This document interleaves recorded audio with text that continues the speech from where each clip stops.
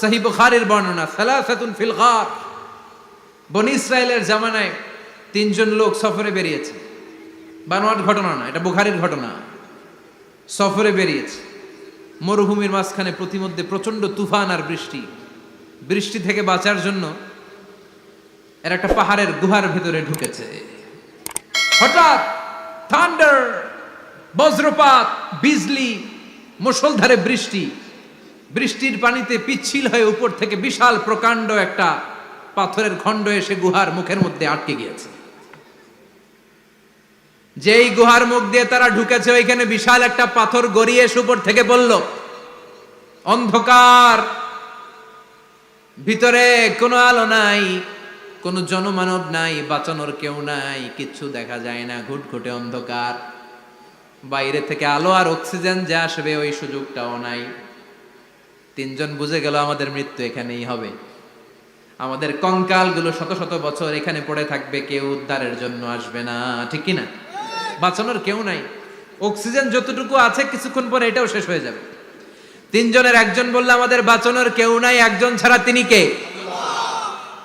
আমাদের তিনজনের জীবনের এমন কোন নেক আমল আছে কিনা যেটা দিয়ে আল্লাহর কাছে দোয়া করা যায়? কার জীবনে কি নেক আমল আছে যেই নেক আমলটা দুনিয়ার কোনো মানুষকে দেখানোর জন্য করা হয় নাই, শুধু করা হয়েছে কার জন্য?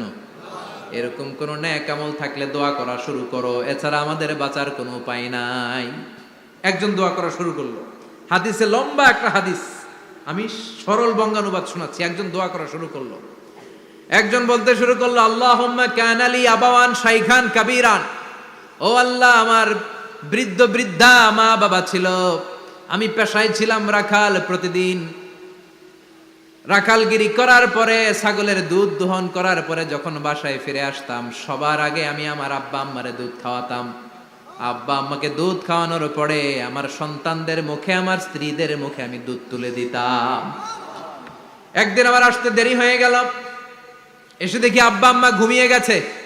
দুধের বাটি নিয়ে আমি আব্বা আম্মার মাথার সামনে দাঁড়িয়ে রইলাম। মনে মনে ভাবলাম, আব্বা আম্মা যখন ঘুম থেকে জাগবে, আব্বা আম্মারে আগে আমি দুধ খাওয়াবো, তারপরে ছেলে মেয়েরে খাওয়াবো, স্ত্রীদেরকে খাওয়াবো। দাঁড়িয়ে রইলাম। আমার ছেলে মেয়েরা এসে আমার কাছে বলল, আব্বা খাবার দাও। আমি দেই নাই। ক্ষুধার জ্বালায়, ক্ষুধার যন্ত্রণায় পাগল পড়া হয়ে আমার কলিজার টুকরা ছেলে মেয়েগুলো আমার পায়ের মধ্যে পড়ে কাঁদতে লাগলো, আব্বা একটু দুধ দাও, ক্ষুধা লেগেছে। ও আল্লাহ, আমি দেই নাই। ফজর পর্যন্ত দাঁড়িয়ে রইলাম। ফজরের সময় যখন আব্বা আম্মা ঘুম থেকে উঠলেন, সবার আগে আব্বা আম্মারে দুধ খাওয়ালাম, তারপরে ছেলে মেয়েদের মুখে তুলে দিলাম। ও আল্লাহ, ও আল্লাহ, ওই দিনে সারা রাতটা আমি দাঁড়িয়ে আব্বা আম্মার জন্য যে দাঁড়িয়েছিলাম, দুনিয়ার কাউরে দেখানোর জন্য নয়, শুধু তোমারে খুশি করার জন্য। ওই রাতের ইবাদতটা যদি তোমার কাছে পছন্দ হয়, ফাফাররিজ আন্না মা নাহনু ফি, আজকে যেই বিপদে আমরা আছি, বিপদ থেকে তুমি বাঁচাও। বলার সাথে সাথে 1/3, 1/3 পাথরটা ডান দিকে সরে। সুবহানাল্লাহ পড়বেন না? এবার বাইরে থেকে আলো আসতে শুরু করেছে, অক্সিজেন ঢুকতে শুরু করেছে, তাদের মনের মধ্যে স্বস্তি ফিরে এসেছে। এবার দ্বিতীয় জন দোয়া শুরু করলো, আল্লাহ, আমার এক চাচাতো বোন ছিল, এত সুন্দরী, আমার জীবনে এত সুন্দরী নারী আমি দেখি নাই, এত সুন্দরী নারী। ওয়া কুনতু উহিব্বুহু বিআশাদ্দি মা ইউহিব্বুর রিজাল আন নিসা। একজন পুরুষ একজন নারীকে যত ভালোবাসতে পারে, আমি ঠিক ততটা ভালোবাসতাম আমার এই সুন্দরী কাজিনকে, চাচাতো বোনকে। কিন্তু আমার মনের কথা আমার চাচাতো বোনরা আমি বুঝাতে পারি নাই। একদিন লজ্জা শরমের মাথা খেয়ে চাচাতো বোনরা আমি বললাম, তোরে আমি বড্ড ভালোবাসি, একান্তে আমি তোরে চাই। চাচাতো বোন বলল, এত এত স্বর্ণ মুদ্রা যেদিন জমাতে পারবা ওই দিন আমারে পাবা। এবার আমি স্বর্ণ মুদ্রা জমাতে লাগলাম। জমাতে জমাতে জমাতে জমাতে বছর শেষে স্বর্ণ মুদ্রার থলে নিয়ে চাচাতো বোনের হাতে দিলাম। চাচাতো বোন আমার অপকর্মে রাজি হয়ে গেল। গোপন একটা রুমের ভেতরে আমরা ঢুকলাম, দুইজনেই জামা কাপড় খুলে নেকেড হলাম। জিনা করব, পাপ কাজ করব, একেবারে ফাইনাল ডেস্টিনেশন আমরা চলে গেলাম। পাপ কাজ যখন আমরা শুরু করব, ইন দা মিন টাইম আমার চাচাতো বোন আমার ডেকে বলে, ও আমার চাচাতো ভাই, ইত্তাকিল্লাহ, ইত্তাকিল্লাহ, আল্লাহরে ভয় কর, আমার সতীত্ব নষ্ট করে দিস না। আল্লাহ ওই মুহূর্ত থেকে ফিরে আসা কোনো পুরুষের পক্ষে সম্ভব ছিল না। ইত্তাকিল্লাহ, এই বাক্যটা শুনে, তোমার আওয়াজ শুনে আমার কলিজার মধ্যে কাঁপুনি ছুটে গিয়েছে। তোমার নাম শুনে আমি আর ধৈর্য ধারণ করতে পারি নাই। চিৎকার মেরে জামা পেড়ে ওই ঘর থেকে বের হয়ে গেলাম। ও আল্লাহ, শুধুমাত্র কেবলমাত্র একমাত্র তোমার ভয়ে ওই দিন আমি আমার চাচাতো বোনের সাথে পাপ কাজে লিপ্ত হই নাই। আল্লাহ রে, ওই দিনের আমলটা যদি তোমার দরবারে কবুল হয়ে থাকে, আজকের বিপদের দিনে তুমি আমাদের বাঁচাও। বলা মাত্রই এই দোয়া আল্লাহর কাছে এত কবুল হয়েছে, কারণ আল্লাহর ভয় এটা পৃথিবীর সবচেয়ে বড় ইবাদত। চিল্লায় বলেন ঠিক কিনা? যাদের হৃদয়ে আছে আল্লাহর ভয়, তারা কভু পথ ভুলে যায় না।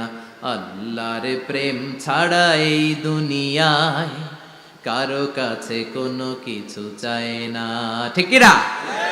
আল্লাহর ভয় আল্লাহর কাছে সবচেয়ে বড় প্রিয় ইবাদত। আল্লাহর কাছে দোয়াটা এত পছন্দনীয় হয়েছে, মুহূর্তের মধ্যে 2/3 পাথরটা গুহার মুখ থেকে ডান দিকে সরে যায়। 2/3 পাথর এখন সরে গিয়েছে।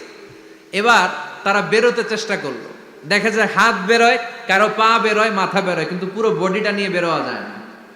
বাকি আছে কয়জন? কথা কন। এবার 3 নাম্বার লোক দোয়া করতে শুরু করেছে, আল্লাহ ইন্নী ইস্তাজারতু উজারা ফাদাফাতু সামানাহুম। আল্লাহ, আমি অনেকগুলো শ্রমিক ভাড়া করেছিলাম, তাদেরকে দিয়ে কাজ করিয়ে তাদের ঘাম শুকিয়ে যাওয়ার আগে প্রত্যেকটা শ্রমিকের পারিশ্রমিক আমি দিয়ে দিয়েছি। সবগুলো শ্রমিক আমার কাছ থেকে পারিশ্রমিক বুঝে নিয়েছে, একজন ছাড়া। একজন না নিয়ে চলে গেছে। তার টাকা তারে আমি বুঝাই দিতে পারি নাই। তার রেখে যাওয়া টাকা দিয়ে আমি কয়েকটা ছাগল কিনলাম। ওই ছাগল পালতে পালতে বাচ্চা দিল, আরো বাচ্চা দিল, দিতে দিতে বিশাল ছাগলের ডেইরি ফার্ম বানালাম। 1 যুগ পরে ওই শ্রমিক এসে বলে, হে আমার মালিক, 12 বছর আগে তোমার কাছে কাজ করেছিলাম, টাকা কিন্তু নেই নাই, টাকা দাও। আমি বললাম, ওই যে বিশাল ছাগলের বড় একটা ডেইরি ফার্ম দেখা যায়, পুরো ডেইরি ফার্ম তোমার, ডেইরি ফার্মটা তুমি নিয়ে যাও। শ্রমিক আমারে বলতে লাগলো, তাস্তাজিউ মিন্নি, আমার সাথে ঠাট্টা করো নাকি? একদিনের পারিশ্রমিক দিয়ে ডেইরি ফার্ম হয় নাকি? যতটুকু টাকা তোমার কাছে আমি 12 বছর আগে পেতাম, ততটুকু দিলেই চলবে। তারে আমি বুঝিয়ে বললাম, তোর টাকা দিয়ে ছাগল কিনেছি, ছাগলের ব্যবসা করে ডেইরি ফার্ম বানিয়েছি, একটার পর একটা ছাগল বাচ্চা দিতে দিতে আজকে হাজার হাজার ছাগলের এই ডেইরি ফার্ম, পুরো ডেইরি ফার্মটা আমি তোরে দিয়ে দিলাম। বলা মাত্রই শ্রমিকটা ডেইরি ফার্ম নিয়ে চলে গেল। মাবুদের এই কঠিন বিপদের দিন সে শুধু দাবি করেছিল তার পারিশ্রমিক, তার পারিশ্রমিকের টাকা তার হাতে দিলে সে খুশিতে বাকবাকুম, কিন্তু তার বদলে পুরো ডেইরি ফার্মটা আমি তার হাতে তুলে দিয়েছি একমাত্র তোমার সন্তুষ্টির জন্য।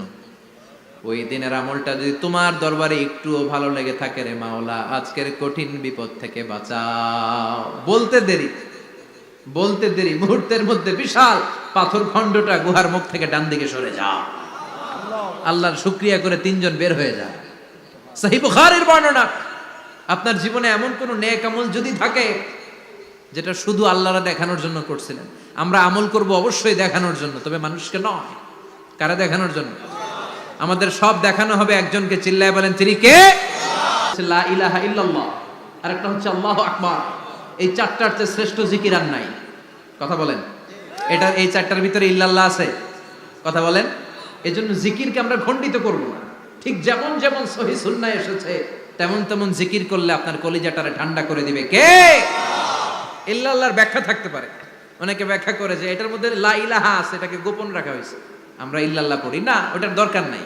বিশ্বনবী এবং সাহাবারা যেই পন্থায় জিকির করেছেন, যেই পন্থায় জিকির শিখিয়েছেন, ওইটার ভিতরে বরকত বেশি না কম? কথা বলেন, বেশি না কম? এজন্য বিশ্বনবী বললেন আল্লাহর কাছে প্রিয় কথা 4টা।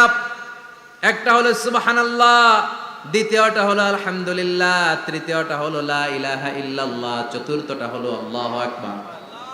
সুবহানাল্লাহ, আমার সাথে সাথে আওয়াজ করে পড়েন, সুবহানাল্লাহ, আলহামদুলিল্লাহ, লা ইলাহা ইল্লাল্লাহ, আল্লাহু আকবার, সুবহানাল্লাহ, আলহামদুলিল্লাহ, লা ইলাহা ইল্লাল্লাহ। আওয়াজ করে পড়েন আল্লাহু আকবার। মনে থাকবে? জিকিরের ওয়াজ শেষ। এগুলোর চেয়ে শ্রেষ্ঠ জিকির নাই। সবচেয়ে শ্রেষ্ঠ জিকির লা ইলাহা ইল্লাল্লাহ, সবচেয়ে শ্রেষ্ঠ কালিমা আল্লাহর কাছে এই 4টা। একটু খেয়াল করে দেখেন, এই প্রতিটা জিকিরের মধ্যে আমার আল্লাহর নাম আছে না নাই? সুবহানাল্লাহ আছে না? আলহামদুলিল্লাহ, লা ইলাহা ইল্লাল্লাহ, আল্লাহু আকবার। আল্লাহ ছাড়া, আল্লাহর নাম থাকবে না, যেই শব্দের মধ্যে ওই সমস্ত নাম আর হুই হুই হুই হুই এগুলো দিয়ে কোনো জিকির করা যাবে। আবার আব্দুল্লাহ ইবনে আমর ইবনুল আস বর্ণনা করেন, বিশ্বনবী যখন জিকির গুলো করতেন, আমি বিশ্বনবীকে দেখেছি বিশ্বনবীর আঙ্গুলের কড়ায় জিকির গুনতেন। সুবহানাল্লাহ পড়েন। দেখতেছেন আমার হাত দেখা যায়, দেখা যায়, দেখা যায়। রাআইতুন নাবিয়্যা, আব্দুল্লাহ ইবনে আমর ইবনুল আসের বর্ণনা, রাআইতুন নাবিয়্যা ইয়াকিদু তাসবিহা বিয়ামিনিহি, আমি বিশ্বনবীকে ডান হাতের গিড়ার ভেতরে তাসবিহ গুনতে শুনেছি, তাসবিহ গুনতে দেখেছি। সুবহানাল্লাহ পড়েন। এখন আমরা লম্বা তাসবিহ ছড়া নেই না, এটা জায়েজ, কিন্তু শ্রেষ্ঠ হচ্ছে হাতের গিড়ায় গোনা। এই প্রতিটা গিড়া in the day of judgment আপনার পক্ষে সাক্ষী দিবে। মনে থাকবে কিভাবে গুনবেন? বাঁ হাতে না ডান হাতে? ডান হাত উঁচু করেন সবাই, এইভাবে। নামাজ শেষ, আল্লাহু আকবার পড়ে 3 বার ইস্তেগফার পড়ে গোনা শুরু, এইভাবে সুবহানাল্লাহ, ঠিক আছে? এরপরে আলহামদুলিল্লাহ, এরপর আল্লাহু আকবার। সবাই রাজি তো? সবাই রাজি? আল্লাহ তুমি কবুল করো। আরো জোরে পড়েন আমিন। তাহলে আমরা তাওবার পদ্ধতি জানলাম, কেন আমরা ইস্তেগফার পড়বো জানলাম, এরপরে জিকিরের খুঁটিনাটি জানলাম। এবার কেমন করে আল্লাহর কাছে দোয়া করবো এটাও জানার দরকার আছে না নাই? বিশ্বনবী বললেন না, দোয়া মুখুল ইবাদা, দোয়া হলো ইবাদতের নির্যাস। যে দোয়া করে না সে কিছুই করে না। তিরমিজির আরেক বর্ণনায় বিশ্বনবী বললেন, আদ-দুআউ হুয়াল ইবাদা, দোয়াটাই হলো ইবাদত, দোয়াটাই ইবাদত। ধরেন আমি দোয়া করা শুরু করলাম, এটাই ইবাদত। নামাজ যেমনি ইবাদত, জিকির যেমনি ইবাদত, হজ করা যেমনি ইবাদত, দোয়া করাটাও। এজন্য প্রতি নামাজের শুরুতে দোয়া আছে না নাই? সূরাতুল ফাতিহার আরেক নাম সূরাতুদ দোয়া, দোয়ার সূরা। আমরা প্রত্যেকবার সূরা ফাতিহা যখন পড়ি, আমরা পড়ি ইহদিনাস সিরাতাল মুস্তাকিম। সবাই পড়েন ইহদিনাস সিরাতাল মুস্তাকিম। ও আল্লাহ, আপনি আমাদেরকে সরল সঠিক পথ দেখান। পড়েন আমিন। ও আল্লাহ, show us the right path, show us the correct path, show us the middle path. আল্লাহ মধ্যম পন্থা দেখান, মাঝামাঝি রাস্তাটা দেখান, সিরাতুল মুস্তাকিম দেখান। আমাদেরকে রাস্তা দেখায় কে? কথা বলেন না। আমরা যদি পথ ভুলে যাই, পথ দেখায় দেয় কে? আমি যদি কোনদিন পথে ভুলে যাই, হাত ছানি দিয়ে কাছে নিও, মমতার বন্ধনে আমায় বেঁধে সব ভুল ক্ষমা করে দিও। আমি যদি কোনদিন পথ ভুলে যাই, হাত ছানি দিয়ে কাছে নিও, মমতার বন্ধনে আমায় বেঁধে সব ভুল ক্ষমা করে দিও।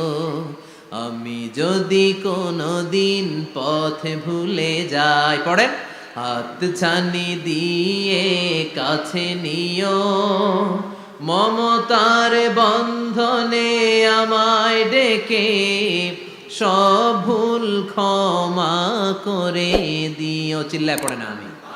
আর জোরে আমিন। এজন্য বিশ্বনবী বললেন যে দোয়া বাদ দিল তার সব বাদ। কারণ দোয়া দিয়ে নামাজ শুরু, দোয়া দিয়ে সব শুরু, দোয়াটাই হলো ইবাদত। চিল্লায় বলেন ঠিক কিনা? আর দোয়া ও সিলাহুল মুমিন, দোয়া হচ্ছে মুমিনের উইপেন, অস্ত্র, মুমিনের বড় অস্ত্র। যেখানে সবকিছুর দৌরাত্ম্য শেষ, ওইখানে দোয়ার দৌরাত্ম্য শুরু। যেখানে সবকিছুর কারিশমা শেষ, ওখান থেকে দোয়ার কারিশমা শুরু। এরকম অনেক ক্যান্সারের মতো দুরারোগ্য ব্যাধিতে আক্রান্ত, ডক্টর ফাইনালাইজ করে দিয়েছে বাঁচবে না, 2 মাস বাঁচবে। কয় মাস? কথা বলেন। মাত্র 2 মাস সে বাঁচবে। তারপরেও দেখা গেছে লোকটা 7 বছর বেঁচে ছিল। আছে না নাই? দোয়া, the power of দোয়া। Everything is pre-written, but by supplication is it's rewritten. সবকিছুই আগে লেখা থাকে। মহাবিশ্ব সৃষ্টির 50,000 বছর আগে আমাদের ভাগ্যে কি ঘটবে সব লিখে রেখেছে কে? সব অপরিবর্তনীয়। কিন্তু এই তাকদিরেরও কিছু জিনিস আল্লাহ চেঞ্জ করে দেয় দোয়ার বরকতে। এজন্য দোয়া করার দরকার আছে না নাই? মায়ের কাছে দোয়া চাবেন, মায়ের দোয়া আল্লাহ ফেরায় না। মজলুম ব্যক্তির দোয়া আল্লাহ ফেরায় না। মুসাফিরের দোয়া আল্লাহ ফেরায় না। যিনি রোজা রেখে দোয়া করেছেন তার দোয়া আল্লাহ ফেরায় না। এজন্য বেশি বেশি আল্লাহর কাছে দোয়া করতে রাজি আছেন তো? কিন্তু দোয়াটা হইতে হবে সিনসিয়ার, একনিষ্ঠ দোয়া। অনেকে দেখবেন দোয়াও করে ওদিকেও তাকায় আছে, জুমার নামাজে প্রায় হয় বিশাল দোয়াও করতেছে আবার এদিকে, আছে না নাই? আবার দোয়াও করে মোবাইলও টিপে, কথা কন। আবার আমরা আলোচনা শেষে দোয়াও করি, পোলা পাইন সেলফিও তোলে, আছে না নাই? সিনসিয়ারিটি নাই। আপনার কি পরিমাণে সিনসিয়ারিটি আছে এটার উপর ডিপেন্ড করবে আপনার দোয়া কবুল হবে কি হবে না। একজন দোয়া করলে মুহূর্তে কবুল, চোখ বন্ধ করলে আল্লাহর আরশে চলে যায়, মদিনার সাথে ওর কানেক্টিভিটি বেড়ে যায়, আল্লাহর সাথে কানেক্টিভিটি বেড়ে যায়, সে ফিল করে সে আল্লাহর সাথে কানেক্ট হয়ে গিয়েছে। আর আরেকজন দোয়ার মধ্যে খুঁজা কিছু পায় না, আছে না নাই? তো দুই দোয়ায় পার্থক্য আছে না, কথা কন। এজন্য সম্মানিত ভাইরা, দোয়াই যখন করবেন সিনসিয়ারলি করবেন, কানেক্টিভিটিটাকে স্ট্রং করার চেষ্টা করবেন। সিনসিয়ার দোয়া is like a missile. Missile নাম শুনছেন? হামলা করে না, মিসাইল হামলা করেছে ইসরায়েল, শোনেন নাই? মারলে একেবারে ধ্বংস করে যায় সব।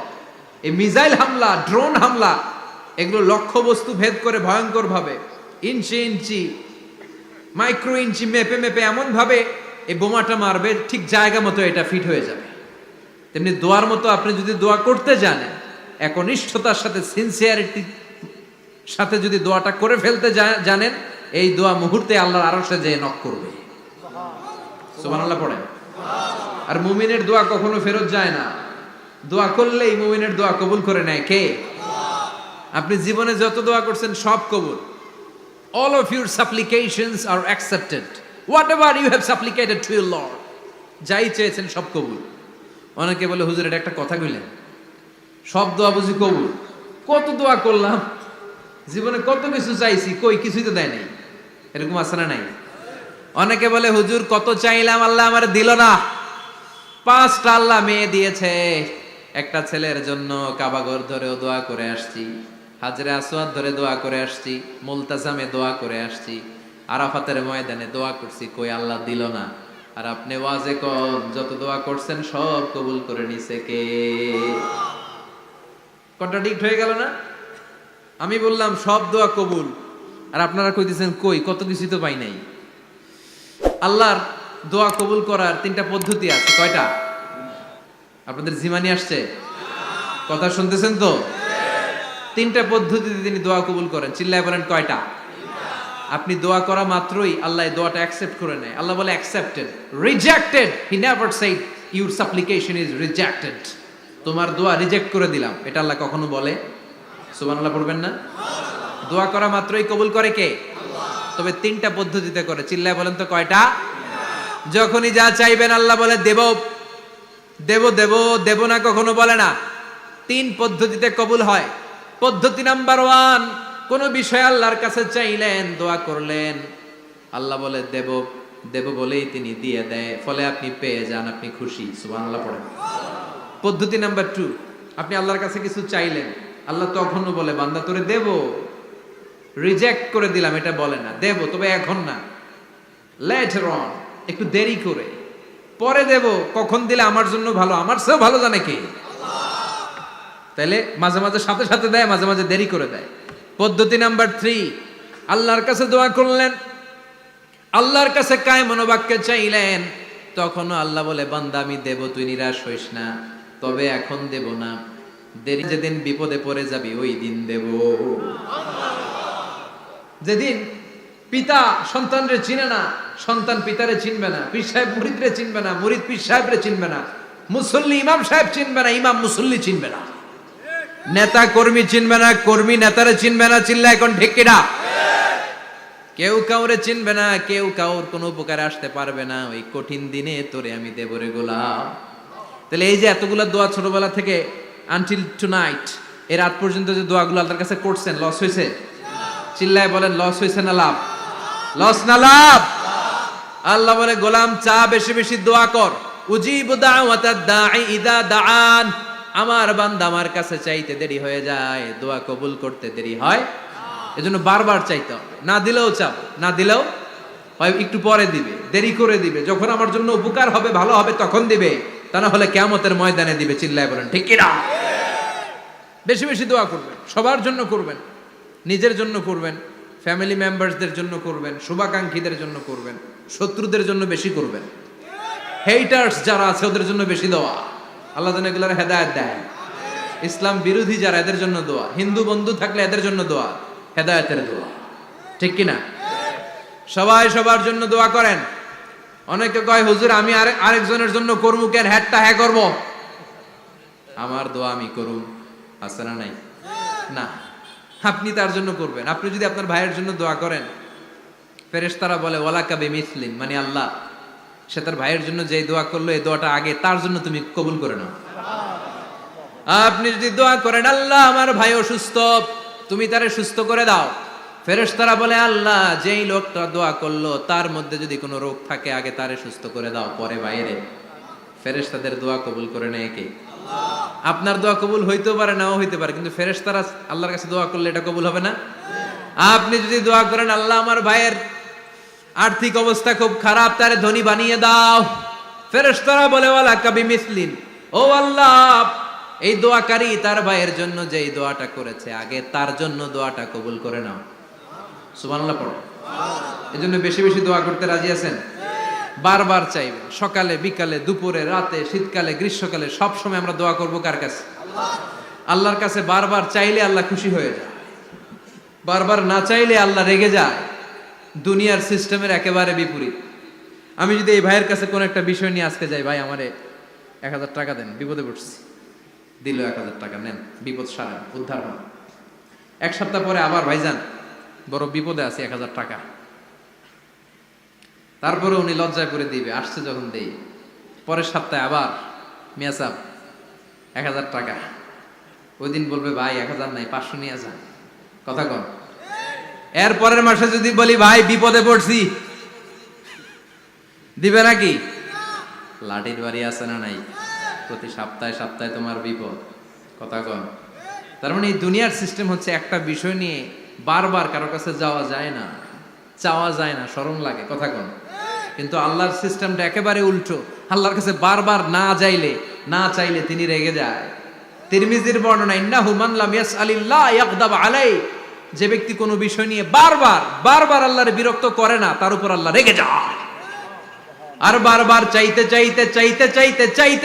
যে লোকটা আল্লাহরে বিরক্ত করতে চায় তার উপর আল্লাহ খুশি হয়ে যায়।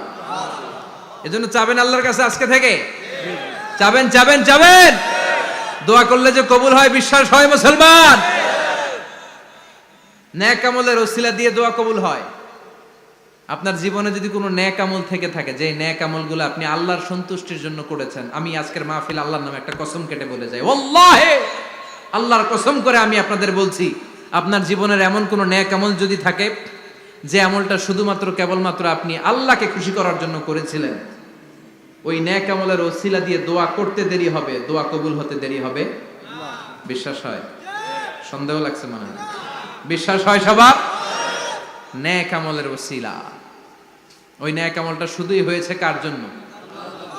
চোখের পানি ছাড়ছিলেন এক রাতে আল্লাহর ভয়ে, কাউরে দেখানোর জন্য না। ওই নেক আমল। রাত্রিবেলা হেঁটে যাচ্ছিলেন মসজিদের পাশ দিয়ে, দেখলেন দান বাক্স লেখা, কেউ নাই। কচকচে 500 টাকার নোট বের করে ঢুকাই দিছিলেন। এটা হচ্ছে শুধু আল্লাহরে দেখানোর জন্য নেক আমল। ঠিক কিনা? আল্লাকা সিররুন ইনদাল্লাহ বাইনাকা আনতা ওয়া বাইনাল্লাহ, আল্লাকা সাদাকাতুন তাখফা লা ইয়ালামুহা ইল্লাল্লাহ, আল্লাকা সিররুন ইনদাল্লাহ বাইনাকা আনতা ওয়া বাইনাল্লাহ, আল্লাকা সাদাকাতুন তাখফা লা ইয়ালামুহা ইল্লাল্লাহ। সুবহানাল্লাহ পড়েন। আল্লাকা সিররুন ইনদাল্লাহ, তোমার আর তোমার রবের মাঝে গোপন কিছু আছে কি যেটা আল্লাহ ছাড়া কেউ জানে না? তোমার কি কোনো গোপন দান আছে কি যেটা আল্লাহ ছাড়া কেউ দেখেনি? সুবহানাল্লাহ পড়েন। এমন কোন আমল যে আমলটা আপনি করেছিলেন শুধু আল্লাহর খুশির জন্য, ওই আমলের ওসিলা দিয়ে দোয়া করলে কবুল করবে কে? বিশ্বাস হয়?